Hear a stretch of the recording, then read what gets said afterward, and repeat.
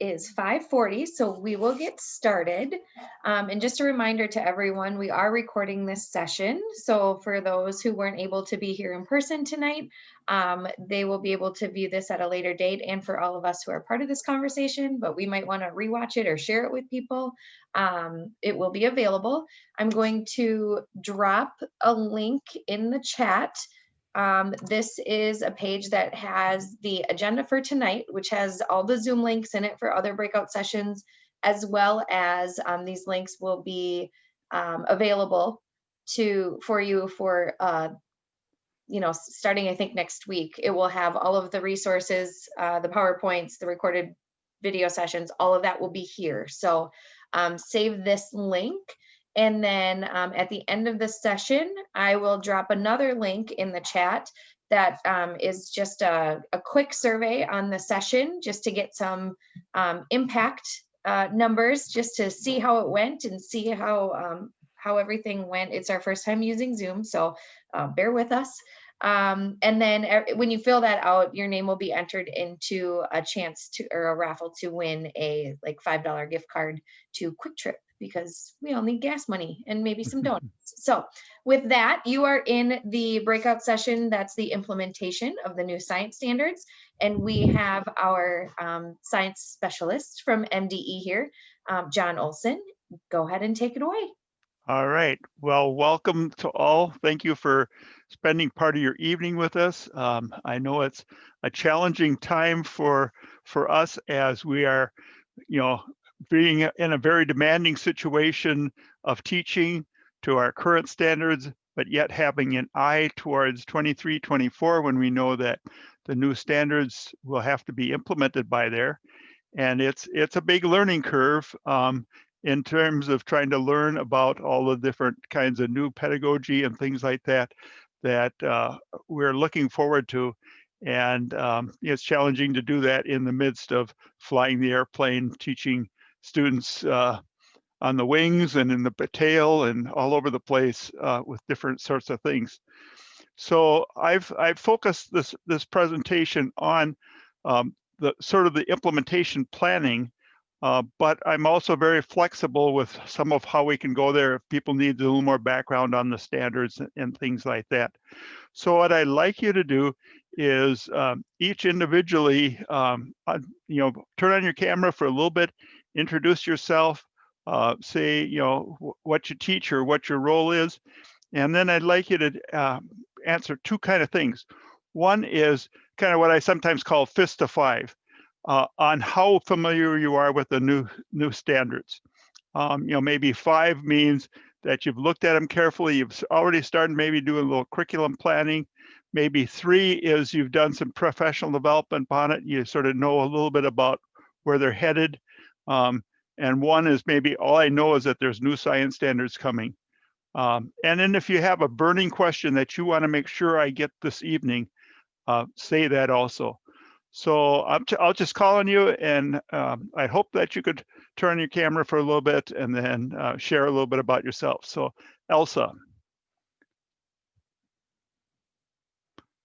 You also have to unmute, Hello. of course. Yeah, I'm here. It's just okay. My camera has been having problems, so it is very hard for me to. That's understandable. To get there. My name is Elsa Esquivel Soto. In the reality, I work in the district, in Austin district, as a success coach. But the thing is, I'm a tutor. I am a petrochemical engineer, and I became to teach since 2010. And I've been enjoying everything I do. I love science. I love mathematics. And I don't know anything about the curriculum until today. That's why I came in to see everything. Like I told you, I love science and I love everything that goes with chemistry, physics. And that's where I am. Great, thank you. Nice to meet you. Good. Sam. Hi. I teach this year, 2nd and 3rd graders who are choosing not to come back to school. and that's my morning. And then the afternoon, I do my regular job in normal times, which is K4 title math. I wouldn't say I have a whole lot of knowledge on the new standards, but I have looked at them.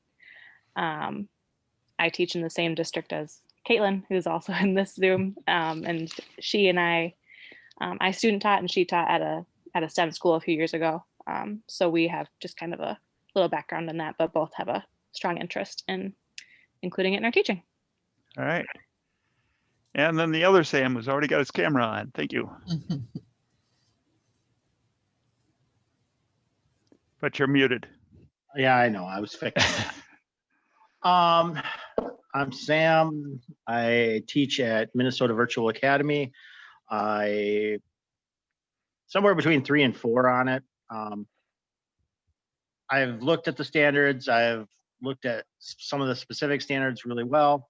I've looked at them as a whole from the point of the national standards that Minnesota has pretty much adopted. But it's one of those things where I need to know the keyhole pieces of the Minnesota standards. All right, and Caitlin.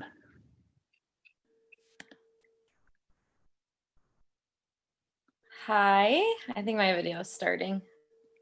I am Caitlin. I teach kindergarten in Chatfield with Sam, and I have helped my kindergarten team start to slowly implement the new science standards into our current science standards that we were using. So we've kind of meshed them together a little bit. And like she said, I have worked at a STEM school before and just always had a big interest in STEM. So yeah. All right. So I'm going to share my presentation. I think that should show that. Let's see. All right. So I will mention that I kind of made the presentation at a little bit different, like a district or a principal kind of implementation, kind of planning what you're going to do each year, etc. But I did when I was finally putting this together, and they're not in the slides that are in the resource center, did kind of include a few basics about the standards and the background. So I'll go emphasize that a little bit more, knowing the audience and sort of your needs, and speed past some of the higher level implementation timeline kind of stuff. So so my agenda was going to talk about some of the preparations for the new standards. What's the current status? You know, they have to go through something called rulemaking, and what does that mean? The timeline of what we want to do over the 4 or 5 years that we have left before they have to have full implementation, when we might want to start switching into the new standards at particular grades. Some things about licensure. Probably this doesn't affect most of you because you're not at secondary. Something about the new MCA exam that will assess the new standards. Some resources we have for distance and in-person instruction, which merely affect several of you because you're doing some distance learning kind of approaches, and some of the professional development opportunities that are in there. So since the small audience, you don't have to stay muted. You can pipe up and ask questions when you want to. Feel free to interrupt, but I will kind of keep an eye on the chat if somebody does mention something in there. And I'll emphasize that there are some documents that actually go through almost the same content as this. There's one in the conference. There's a document in the conference page, conference program that has. It's called Preparations for the New Science Standards. It addresses many of the things that I talk about here in text form, and within that are links to other documents that will explain much of those things. So I strongly suggest you get that document, download it, look for the links that are in there, and I'll refer to some of those documents as we go through this. And then they're all referenced on the Minnesota Department of Education Science webpage. So, you know, if you go to that site, you'll be looking for district, schools, and educators link, and then stuff about the standards and the science. But if you get this, PowerPoint off of the resources, then you'll have the direct link to it as well. And it's also in the resource document. So one of the things I really like to start thinking about in terms of equity is one of the emphasis in our standards is hearing the voice of all students, and that. So I'd like to read this land acknowledgement that was put together by one of the co-chairs of our Science Standards Review Committee. The buildings we live and work in today, like all of our lives and institutions, exist on Indigenous land. Regardless of where you are in Minnesota, we meet together on Anishinaabe and Dakota Lakota homelands. We are grateful to live and learn on these lands. This land acknowledgement is just one small act in the ongoing process of working to be in good relationship with the land and the people of this land. So think about that a little bit as we put together our understanding of how we want to support our students in this work. And you're going to see in the standards, if you haven't already, that there's a lot on this about relationship to our Native population. So just a quick current status. We had a standards review committee, these lovely people who worked together for about a year to develop our new standards. They reviewed the old standards, looked at research that was going on at the national level, looked for feedback from people, put out a couple of drafts, and ended up publishing a set of new standards in May. These have officially approved by the Commissioner of Education for the purpose of planning. So you can use these standards for your planning work going forward. Meanwhile, Minnesota has a special process for making them legally binding. They don't go to the legislature, nobody else gets to vote on them, but we have to go through a process where we have to make the case to an administrative law judge that these standards are necessary and reasonable. And so we're at the stage of writing our documentation from the Department of Education. There'll be an administrative hearing. There'll be, possibilities of that. So we think that actual full official legal binding will probably take place by the end of the school year. It takes a long time, but we've never had a set of standards overturned. We've only had to have we had art standards had to make a slight adjustment, but you can be fairly confident that the standards that you're seeing in front of you will be the standards that you will teach based upon going forward. So that's a quick update here. Our standards are based upon a lot of collected research by science education professionals, of people in the field of science education and learning sciences and sciences themselves that came together and said, let's first put together the research. And they put together a document called a Framework for K-12 Science Education. That was the main document that was used by our standards committee to write our standards. And it's available as a free download at the National Academy Press, as see below. So the main idea is, rather than filling our students with the knowledge, we want them to figure it out, not just learn about. And the thing that was really brought across is that we have to integrate the skills of science along with the knowledge of science, and our students have to learn how to do both. So they emphasize that there are 3 dimensions for learning that have to be woven together: science and engineering practices, cross-cutting concepts, and core ideas. And you'll see those very strongly linked together in our standards. So just give you a quick brief of these. What do these pieces talk about? So the first dimension is called the science and engineering practices. So these are the things that we've found out that scientists do. They don't just follow a 5-step scientific method process. They weave together lots of different processes in their work. And so some of these processes, asking questions, that's kind of a science side, and defining problems. That's kind of an engineering side. Planning and carrying out investigations, doing experimentation, trying out models, analyzing and interpreting data, and developing explanations and constructing and designing solutions. Science is all about figuring out how the world works, and students, we want them to figure it out as well and give explanations for what they're seeing. Designing solutions is kind of that engineering side, putting together products and processes. And those 4 practices are pretty strong in our current 2009 standards.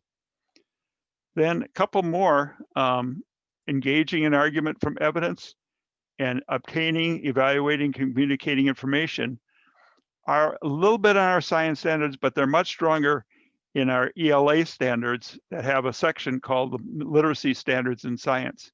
Many people aren't aware of those standards, but now we're bringing them stronger into the science and looking at that. And then 2 are kind of new for us, developing and using models, not just doing like a model of a cell or a model of the solar system, but what are the mental models that are in people's head that they change as they go through learning, and helping them look at the model of understanding that they have. And then using mathematics and computational things. So those are the practices. And our science standards committee said these are really very important. And so you know that in Minnesota we have standards and we have benchmarks. All of our standards are based on these science and engineering practices. They're really, really a key part. The second dimension is cross-cutting concept. These are things like patterns, recognizing and looking at patterns, looking at the structure of something and how it functions. So what's the function? What are the specialties about seeds that help them function to spread themselves out so they grow a bigger area? Cause and effect, that's a really big key thing. Science tries to figure out how things work by what they cause and that kind of stuff. And then system, scale, change, stability, matter, and energy, some other cross-cutting concepts. So that's the second dimension. And then the third dimension is disciplinary core ideas. These are the science concepts that you're very familiar with, and that many of our current standards are based upon. So here's how that shows up in our new Minnesota standards. So, we have the grade here. We have an organizational structure called a strand. And then the sub-strands, those are all the titles of these different practices: planning and carrying out investigations. And then here's a standard that's based on it. Students will be able to design and conduct investigations in the classroom, lab, and/or field to test students' ideas, questions, and will organize and collect data to provide evidence to support claims the students make about phenomena. So in science, as we've done in others, we've taken an approach where we write a single standard for K through 12. This is the same standard all the way across. We call it an anchor standard, and others are doing that as well. And then the benchmark, so the standard is the big idea. And in our definition, the benchmark is a specific understanding that students should be able to demonstrate at a grade level to have a piece of the standard put together. So the benchmarks are very important. So in this particular one, there's collect data and use digital data analysis tools to identify patterns, to provide evidence for how the motions and complex interactions of air masses result in changes in weather patterns. Now, one of the things that this brings out is that this includes a practice. The practice here is collecting data and doing data analysis. So that's the practice of to provide evidence. So that's the practice of designing investigations. Patterns, identify patterns. That's one of the cross-cutting concepts. That's cross-cutting concept 2. And the stuff about air masses and weather conditions, That's the core idea, the earth science core idea. And then we have a statement of emphasis that explains even further how this might be handled in the classroom. So this is kind of an example of how to approach that. So I think there's one person in the chat that had mentioned something. Nope. Where's the chat? Okay. So this is a good point, though, to ask some questions about, you know, the background of our standards and how they're written and anything you have about teaching those standards. So feel free to unmute and ask a question if you want.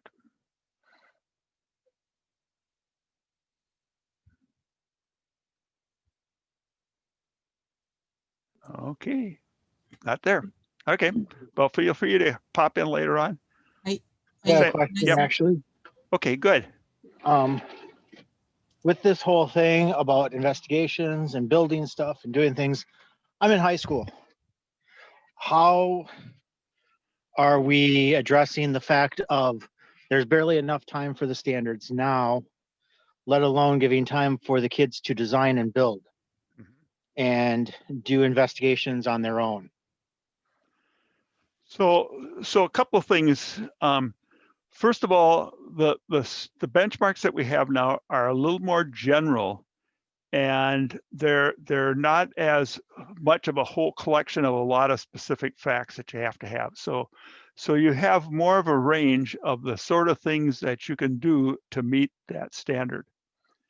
And the second thing we really strongly suggest is you think about bundling standards together rather than teaching them, finish one standard, or one benchmark and go to the next.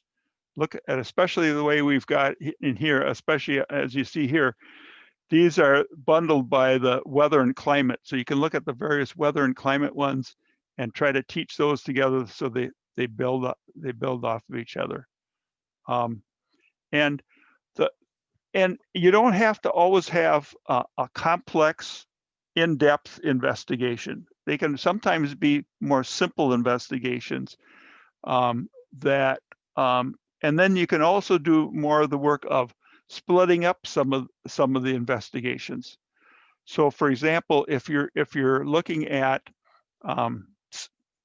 say you're trying to figure out how pendulums work, and normally you'd do an experiment where you would test the length, then you test the angle, then you test the mass and how those varies. Whereas now it's suggested that maybe you split that up and different groups do different parts of that, and they come back and report it and bring their evidence together too. So there's some efficiencies that you can get by letting students do more of the work. Is that helpful?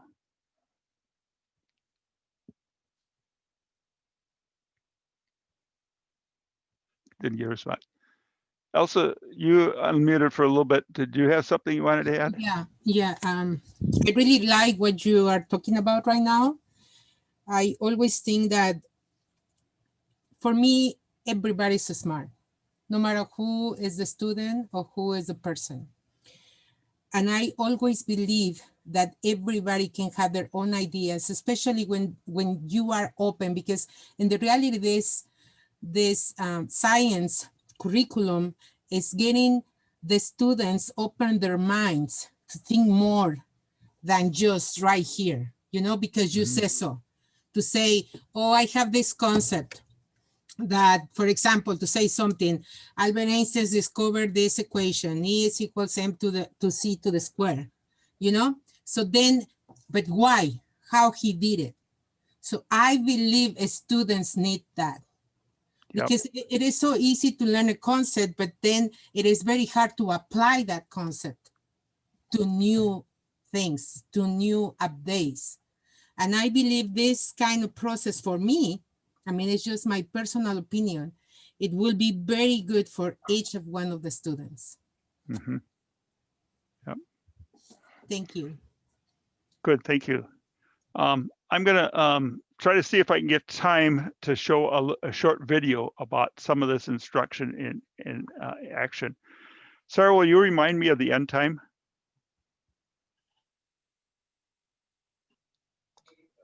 End time is 6:25. Okay, good. All right, so this is good discussion. So the follow-up with my question was, how are you addressing that with the hyper testing districts? Not the one I'm currently in, but some of the ones I was in the past wanted to do benchmark testing to the point of you had to have a quiz for every benchmark. Mm. So now the emphasis, and you'll even start to see this on the MCA, is to have assessments that bundle together several different pieces all at the same time. So rather than isolated individual items, we can have items where people can sort of show their idea across several ranges of things that they can do that. And one of our pieces that we're going to try to do a more professional development on probably next summer is the sort of formative assessment that can help bring those ideas out. And you can also sort of, you know, and you're right that some districts have this mentality that everything has to have a separate, you know, very quantitative assessment. I mean, but, yep. And it's not me as a teacher saying this, it's me as the teacher that has to navigate between admin and the kids and everybody else. I mean, I'm all for doing more formative assessment and more exploration. But logistically doing that with 40 kids in high school in a classroom, and logistically doing that with, and again, this is not my current district, this is a past district I was in, the trimester mentality where you can get a semester's worth of 3 semesters worth of stuff in a year. Mm-hmm. Several things are going to have to change systematically for this implementation to work. Mm-hmm. Yeah, and we're trying to work with administrators to help them understand that. And we spend a fair amount of time with what we're calling a district science leader work. But you're right, it's going to be a struggle and it's not going to come off easily right away. Yep. Let me shift here sort of quickly towards an implementation timeline. So 23-24 is a year of full implementation. And we have had some discussion whether this should be delayed to give people an extra time, especially since this this pandemic and all this has really messed up kind of a lot of that planning. However, we do have some other constraints, and they're being reconsidered a little bit, but we have contracts out for the delivery of the MCA in 23-24. We have ELA, which are just getting done, which may be implemented the next year after that. So, you know, some things that, but one of the ideas on the original suggestion is that since the MCA is given at grades 5, 8 in biology in 23-24, then have those standard students have the new standards in the previous class the year before. So, you know, if you're following, say, the 8th grade students or the 5th grade students, then the year before that, they'd have the new standards in 4th grade, and the year before that, they'd have the new standards in 3rd grade. So following that would mean next school year, people would need to shift to the new standards in grades K3, 6, and 9, 12. And should be then this year doing some curriculum planning, developing new teaching strategies and understanding that. But a lot of people were delayed. There's some other issues about licensure and stuff like that. So maybe some districts may want to compress that, put these 2 years together, or they can do it all at once. I mean, that's the district's prerogative of how they want to put that together. But this chart here has some advantages and disadvantages of each of those approaches. I don't think we want to spend much time on that now, but know that that's available, and it's described in the document that I referred to that has the links to these implementation timelines. So let me give a quick kind of view. Let's see, that it's going to take about 10 minutes. I think I'm not going to be able to do that. But let me suggest that if you get these slides, if you come here and you click on this link, there's about a 10-minute video of a teacher instructing with the new standards and sort of new approaches to teaching. And I really strongly suggest that you take time to look at that. And I'm also going to do a session here at the next week at the Science Teachers Association conference that will go much deeper into that. But let me see if I can go on. So the idea of the way that we want to help students figure it out is sometimes called a phenomena-based instructional model, where you present an interesting phenomena, oftentimes local, but sometimes sort of national, an interesting thing that students might be wanting to investigate about. And then how the students, sometimes this can be a video, sometimes it can be a demonstration, several other things. Then help students develop questions about that, and based on their question, carry out investigations or data analysis to help learn more about that. Then make claims about what they learned, experimentally or whatever, and then you as a science teacher discuss the concepts, bring out the core ideas, the things that you might normally do as notes at the beginning, but now you're doing them at the end. And then you help them think about planning to apply to a new phenomena. So many of you have learned an approach called the 5 E's as an instructional model. Engage the students, explore new ideas, explain the model, and extend it to a new situation, and then evaluate throughout. So if that's familiar, this is sort of a way to sort of compare that to this new idea with the phenomena-based instruction. More questions about instruction, what it might look like in the classroom. If we have time at the end, I'll play that video. I think we'll see if we can get to that. So anybody, let me ask here before I go into this, anybody here concerned about the licensure issue?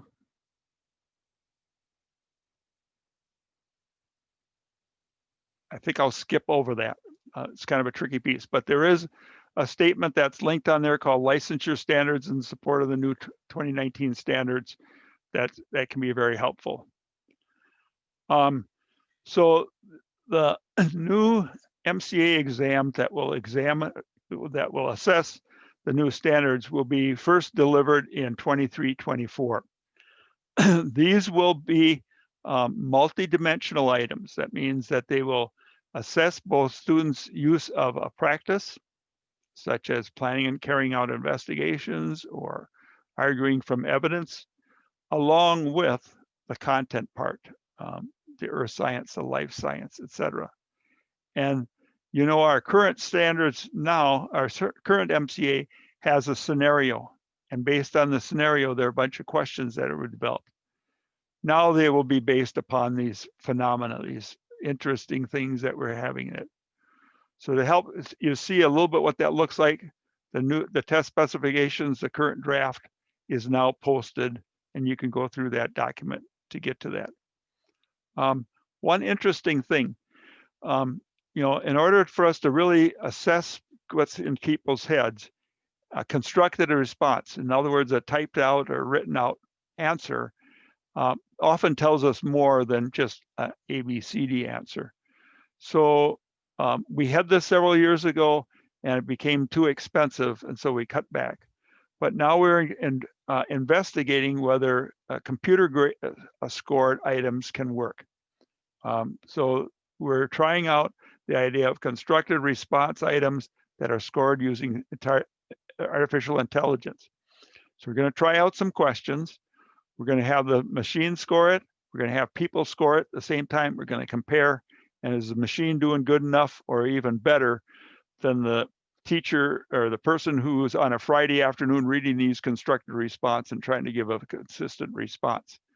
So, so you'll see some of those coming up on the spring 2021 test. Know that they're just a trial, and if it doesn't work out, we're not going to continue with it. But any of these, and there will be some other items towards the new standards showing up on the MCA this spring, but those don't count in the student score. But you can just sort of warn your students that you might see something strange that they haven't learned about before. We've put together several resources about distance and in-person instruction. Some of these are referenced from the MDE's COVID-19 page about science ideas for distance instruction, but there's also a lot of other considerations for in-person schooling. So what are some safety concerns with people being, how do you keep people 6 feet apart and still do science experiments? What are some approaches to that? How do you do cleanup and things like that? So there's some lab safety recorded webinars through that. And again, they're linked on that document that I said is in the resources folder. So some really good resources available there. I really highly encourage you to take a look at the Minnesota Science Teachers Association Conference, which is coming up next week. Virtually in the evenings of Thursday, Friday, Monday, and Tuesday, with some unconference sessions on Saturday morning. There's some great keynote speakers. Governor Walz is going to kick it off. There's a hip hop artist that does science stuff on Friday. But the neat thing is you'll have access to all the recordings for a year. So you don't have to spend each evening there. You may have conferences or other kind of things that you have to worry about. There's a strand on 3-dimensional instruction. So if this is new to you, take a look at that.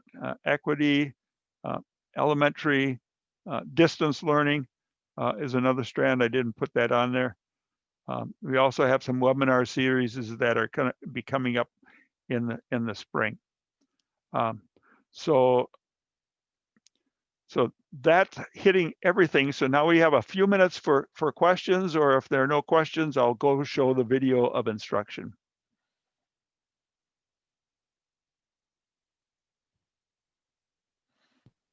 Looks like you're voting with your silence to hear the video. I have a really random question that relates to the conference that's coming up. What's the name of the hip hop artist? Do you remember? Nelson, Juan Nelson, I think it is. Okay. Yeah, we just sent out an email today that has a link to his stuff. Okay. One quick question, John. Sure. You keep hinting or mentioning about licensure. Is that for admin or is that for teachers that licensure is changing? Teachers. So existing teachers that have licenses, we have to do something different now, or no? So in the shift, there's an emphasis on earth science in the high school. So if somebody wants to teach earth science in high school, they would need to have an earth science license. Now there's some new provisions about ways that you could get that license, or use out of field permissions, or we're thinking that I don't know if you're familiar with this, but right now someone with a 5.8 general science license can teach physical science at the 9th grade level. Now we're hoping that Pellsby will change it to allow that to teach also earth science if it's taught at the 9th grade level. Okay, because coming from a different state into Minnesota, the whole licensing system is completely different and so weird. Yep. I'm currently a high school teacher with 3 licenses, so it's one of those things too. And I had to go through like 7 tests to do so. Mm-hmm. And having multiple licenses in a different state. In Wisconsin, I had like 3 tests and I had them all. Yep. Yep, there is quite an individuality to the states about how they're dealing with licensure. So you can also, feel free to send me an email and I can help explain some of that. And I've got a document that deals with the new licensure kind of pieces. And also had a question in the chat, just to drop a link in the chat, which I did for the conference that's coming up. So that is in the chat box for you. Super. Okay. Well, we'll show a little bit of this video of a teacher. This is a lesson that's part of a sequence. They've done some work similar to this before, but she's presenting this problem for them to investigate, and talks a little bit about the strategy she's using. Sarah, are we getting the video or the sound? Okay. Early in this unit, students made observations of several phenomena involving Van de Graaff machines. One of those phenomena was observing what happens when pie pans are stacked on top of the Van de Graaff machine and the machine is then turned on. Students observed that the pie pans then flew off the Van de Graaff machine. Students are making revised models of that phenomenon using evidence they've been collecting throughout the entire unit. You'll see the students are initially working on their models while the teachers are circulating. As I circulated, I worked hard to point students to evidence as opposed to answering their questions directly. After students have worked on their models, we then have a whole class discussion of their revised models. So do you think in the beginning, before it was turned on, was it charged? Why did the pie pans fly off? Okay, so what additional components could you add? So if the pie pans are negative and the Van de Graaff is positive, what happens if we have negative and positive, opposite? Oh, whoops. Okay, so you're saying the Van de Graaff is positive and that made the pie pans positive? Mm-hmm. So you have the Van de Graaff is positive and the pie pans are negative, and the Van de Graaffs are positive and the pie pans are negative. So what's different between from when it was off to when we turned it on? What did turning it on do? Oh, make this negative? Or what? What's it? So where do you think the charges come from? The Van de Graaff. Okay. So before we turn the Van de Graaff on, do you think it's charged? Oh, no. So when it's off, what would we have? No charges. Okay. Right? Okay. Not on yet. What do you think, Matt? Before, when it's off, would there be no charges because it's not on yet, or do you think? No charges. No charges. So you agree? Yeah. Okay. So then, and then if we have negative and positive, what happens when we have opposite charges? They attract, so that these would be repelling if they're flying off. So what charge do you think those are? Positive. Okay. There are a few things I want to point out about the interactions as I walked around helping students with their models.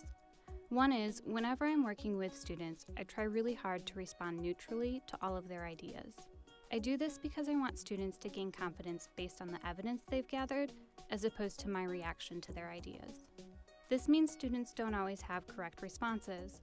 For example, one of the groups had an inaccuracy in their model. They said that the Van de Graaff machine was positively charged before it was plugged in. When I walked away, the students still had that inaccurate idea. I made the choice to leave that inaccurate idea on the students' models because I wanted students to have the opportunity to correct their own ideas rather than the teacher always being the evaluator of the work. So by leaving that inaccuracy on the model, later, during the whole class discussion, you'll notice that provided the opportunity for a question to be raised about whether the Van de Graaff machine should be neutral to start or positive to start. I don't like to have the groups present their models. Instead, I find that students have better discussions when the models are anonymous. Having the work presented anonymously is part of building a safe environment for making mistakes and changing ideas. Also, I found that students often give more constructive, critical feedback when they do not know who drew the models. I have students set up their models so we can compare across them. I always start by asking students for similarities and differences the students notice when comparing the models. Then I ask the students to evaluate. All right, well, I think I'll need to leave it there. So you can come back and view that if you want. And there's some other good resources that are available. So thank you so much, and I appreciate your participation, and I wish you well in your learning and your growth in your teaching and in your work with your students. So with Thank that, you we'll so let you much. get on to the next session. Yes, thank you so much, John. And just quickly before people leave, if they want to see the chat, there is a link to fill out a survey on the session and get your name entered in for a gift card. So thank you so much for everybody for attending, and thank you to John for presenting. Thank you so much, John. I really appreciate your presentation. I love it. Great, thank I you. really like it. Thank you so much. All right.